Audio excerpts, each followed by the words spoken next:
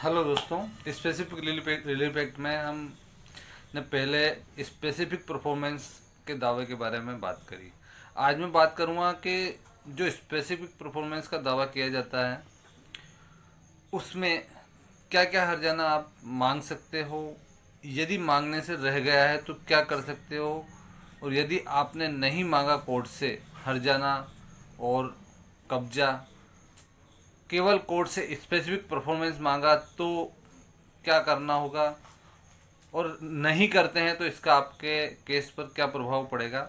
इस बारे में अपन धारा 22 स्पेसिफिक रिलीफ एक्ट पे बात करेंगे। ये कहता है कि जब आप किसी भी इकरारनामा की स्पेसिफिक परफॉर्मेंस करवाने जाते हैं कोर्ट में, तो स्पेसिफिक परफॉर्मेंस के साथ में आप, जैसे मान लो कोई इकरारनामा किसी संपत्ति को बेचान बाबत किया गया, उसमें रजिस्ट्री करवाने के लिए आप कोर्ट गए, तो रजिस्ट्री करवाने के साथ ही उस संपत्ति का कब्जा, और जो कब्जा, और दूसरा अगर वो जॉइंट प्रॉपर्टी है तो उसका डिवाइडेशन, और उस व्यक्ति के द्वारा जो देरी की गई है, जितने समय रजिस्ट्री नहीं कराई, कब्जा नहीं दिया, उस समय के लिए जो भी उसका किराया, हर्जाना आपको हुई जो भी परेशानी है, वो आप एक ही दावे में मांग सकते हो।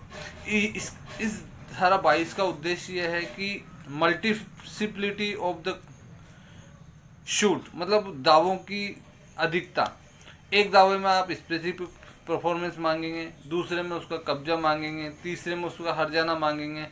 इस तरह से दावों की बढ़ोतरी करने की जगह एक ही दावे में इन सभी चीज़ों का डिस्पोज हो सके।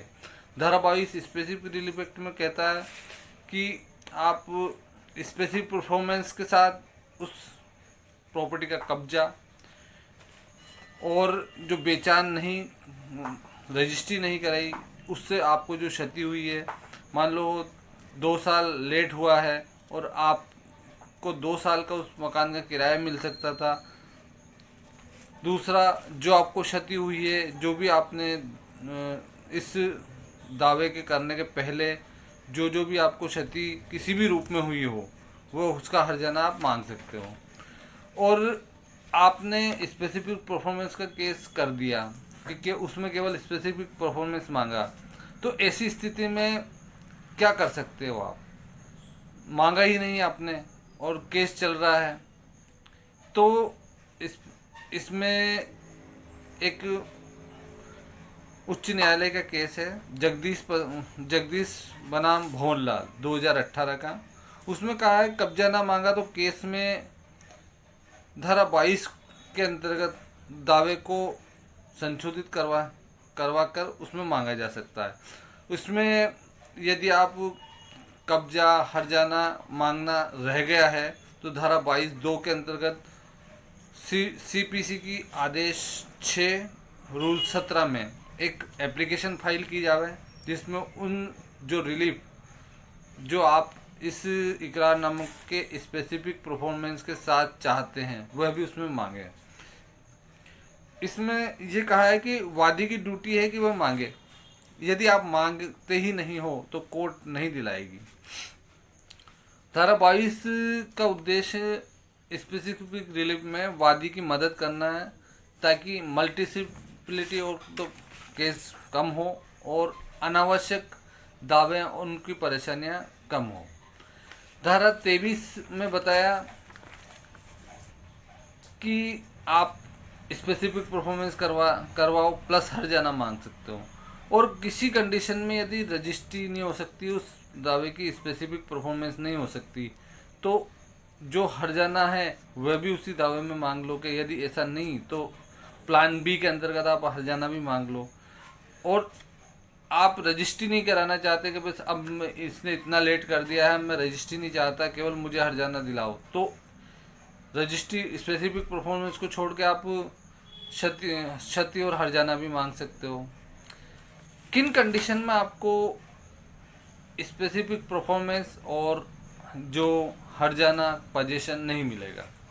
यदि आपने दावे में मांगा ही नहीं, धारा 23 के अंतर्गत प्लेंट में आपके दावे में लिखा ही नहीं कि मुझे पोजीशन दिलाया जाए, हर्जाना दिलाया जाए।